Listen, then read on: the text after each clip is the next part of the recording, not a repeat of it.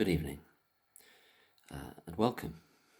I'm just thinking about the range of possible things that might have happened with those 10 incidents that Evans found and reported to the police in his first set of reports about the first batch that he received, 33 cases. Maybe it was 31, and then the two are the insulin cases that come down the line, but whatever it was, 30. I mean, even in that book that I quoted, this is around 30. So around 30, chooses 15, 28 incidents, 10 of them, i.e. a third, as David Rose says, reported to the police. Lucy Letby not on duty. So what could have happened there then? So one thing could have happened is the police go back to him and say, actually, these 10 that the other ones are good. We like those. Yeah, we like those ones. We can work with them.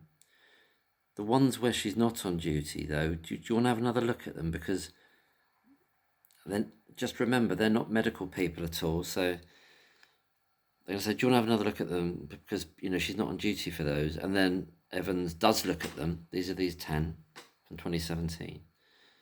And then he writes back to them, or he meets them or whatever on the telephone and says, oh, I've had another look at them. And now you say she wasn't on duty. Now they don't look suspicious at all. Now none of them are suspicious. I've gone through them all again, and I made 10, what would they be called? Mistakes? Overestimations? Misconceptions? I did it 10 times. And thank you. I now that you told me she's not on duty, they can't be suspicious. So I'm glad we're on the same page there. Or didn't they get back to him at all about those and just say, well, they would have had to have done in some way. So what else could have happened then? Is it that he still, to this day, thinks they were suspicious? To this day. But because the police and then the CPS don't carry them forward, he just says, well, for some other nebulous, unknown reason, the police didn't take them forward, but I still think they're suspicious. And okay, fine, she's not on duty, but I still think they're suspicious. Maybe it was someone else doing it there. But then that doesn't tie in with Evans's whole shtick about they've got the right person and she's a very clever criminal and all that stuff.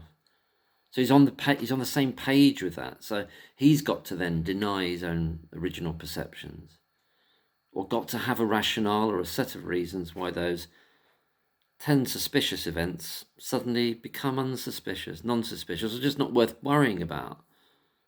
Not worth worrying about. And then, now when this happens is, God knows when it actually is, but, we're variously told it's after the first arrest, and in this recent book, whatever, Evans is apparently saying it's 2021, that he sends them another 25 cases of separate cases. 25. And to this day, nothing's happened with any of those. So is it the same situation again? The police get those, and they don't even bother to write. We know they don't write back to him about them, or even take it up with him. So they've gone through a 10-month trial, and he's met them loads of other times since 2021, since the end of the trial, or talked to them many times, and he's never said to them, I told you about those 25 cases, but when I never heard back from you, what's going on with them then? I'm still worried about them, by the way. But then we hear that he writes to them in 2023, which fits in with what Dr. Phil Hammond said. But then they just blank him on that. They what's the word? They ghost him. They ghost him on those cases. 25. So you add that to the 10, that's 35. That's more. They ghost him on more They either correct him and just say, no, don't go with those first 10 because he's not on duty, and he agrees with it. In other words, he's complicit in that. He's complicit in a suspicious thing becoming a non-suspicious thing based on who's on duty. It's the inverse, isn't it? Something is suspicious because someone's on duty. And then when you find something you thought was suspicious and they're not on duty, then that is the operative thing that makes it non-suspicious again. But back to this 25. This is the most startling thing. The most startling thing that the police don't feel they even have to bother talking to him. So what's happened there then? Have they looked at those? And mind you, they haven't said they had in that intervening period since 2021 since he sent them to them. Have they hired some secret medical advisor that they don't tell the world about, nobody knows about? Or they've just done it off their own back? Have they just done it? Oh no, we're not going to go with these. Or have they reverted back to the consultants? Consultants have told them, no, we've checked the rosters against these and none of these work. All 25 of them don't work. And so again, they don't work because Lucy Letby is not on duty. I don't know that. We just don't know. I mean, I'm assuming, if some are, or if some are and some aren't. And even if she was on duty for all of them, well, why do they do nothing with them then and don't even explain, the police? Why don't they follow them up? What operative knowledge do they have in order for them to make a decision that it just goes nowhere? They literally stonewall him and ghost Evans. Why would you do that? Are we to believe Evans that since he sent those 25 extra cases, the 18 and the 7 talked about in that excerpt from the Moritz book and referred to in the New Yorker and in the Private Eye, these 25 cases? I've been tweeting the Cheshire Police and asking them. I know they're not going to answer. It's for other people to see the tweets, so hopefully, I know they're not going to answer, but what possible reason could they give us? Because Evans has come out and said they just haven't got in touch with him about them. So that's 4 years ago now. Does it come under the rubric or the heading of we're investigating them still? How could it? How could it? And based on what? And if you were investigating them, wouldn't one of the first things you do as part of the process of investigating those further 25 flagged up cases would be to go back to Evans and meet him and go through them with him, go through them and start doing something with them like they did with the other ones that they could make fit. So none of that makes sense, does it? One of the tweets I tweeted to them is that their corruption is being revealed by what they did not do, by what they did not follow up, as well as the other side of it as well, and that's a given. But it's also by what they have not done, did not do, did not just let fall away. Maybe this is just a unnecessary reprise of what I said in the other video, but just trying to think of the range of possibilities here. They haven't got their own other separate medical advice, or have they, that they've not told the world about? So if they haven't got that, and they haven't written back to Evans about those 25 cases sent allegedly in 2021, and then he writes to them in 2023 and asks them, those things I sent you 2 years ago, I've not heard anything yet.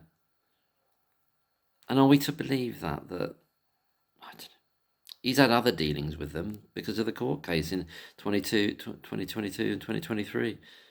Has he not done it face to face and met some of them and said, has he not talked to Hughes on the phone or met him throughout the course of that 10-month trial and said, well, how's it going with the other 25 I sent you?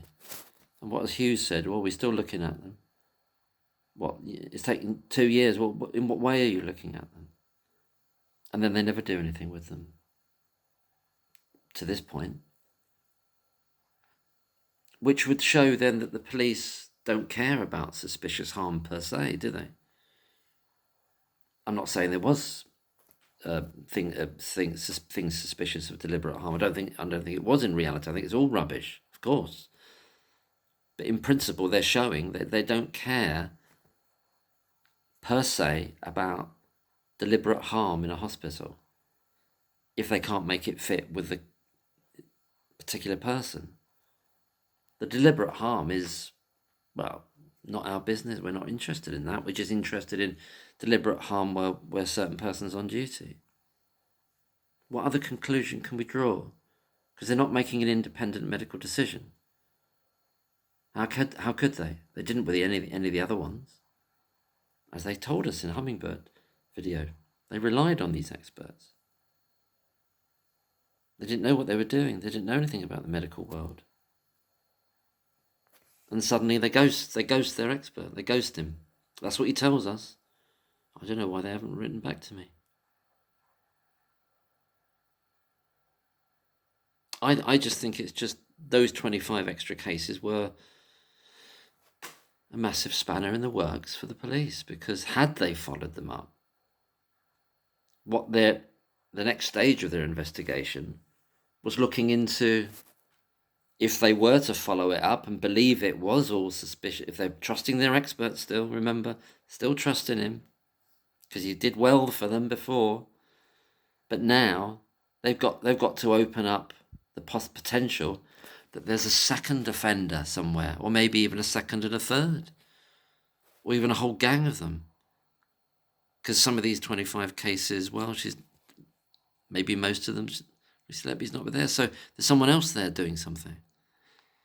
But to do that destroys the narrative of the serial killer, just makes it even more ridiculous than it already is.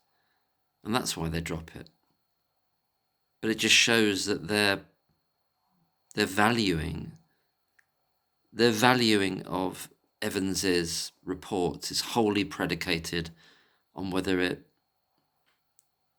they can make it stick to Lucy Letby or not. And when they can't, then his reports mean nothing to them. Absolutely nothing, and less than nothing. They're a negative. They're something that's a threat.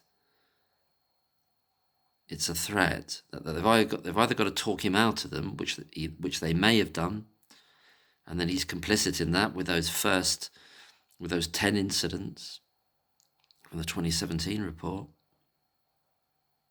or, as in with the 25 other cases sent in 2021 allegedly to them that they've never got back to him about in 4 years. 4 years, count them, 4 years. In that case, it's just they're not even going to bother trying to liaise with him about that. He's not even worth liaising with about it. He's not even worth liaising with him about it. Or, but did they liaise with the doctors though? Did they liaise with Breary and they had a meeting with Breary or Jayaram or whomsoever after Evans sent this new 25, and they have a meeting just with the doctors, not with Evans? Maybe that's what happened. And in that meeting, the doctors look through all the cases and they look through the rotors and they think, oh no, I don't know maybe that's what it is. Maybe those doctors then trump Evans, and the police are happy with that because it just makes it less complicated for them.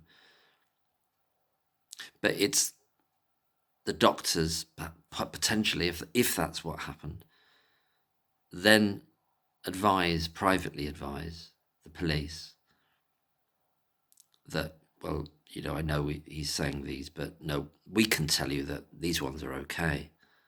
So you don't need to listen to your expert about these ones. And by the way, Lucy Letby's not on duty for those ones, and that's another reason to ignore them. But we can make up any kind of medical reason why he's gone a bit far with these ones. But it's just, look at the caprice of it, the absolute caprice of it. But it's it's caprice for a particular design, isn't it? And the design is to exclude anything that works against. It's beyond tunnel vision. It's way beyond tunnel vision, because it's with complete consciousness that they're manipulating both the police and Evans, complicit in that, and the doctor's complicit in it, which is the sort of story that I've believed in all the way from the beginning, is that it's all about construction, and we're just seeing all the joins of this hideous machine that they've created to destroy someone. We're just seeing it all. You can hear it clanking down the hall as it's coming towards you. This hideous, broken machine. Good night.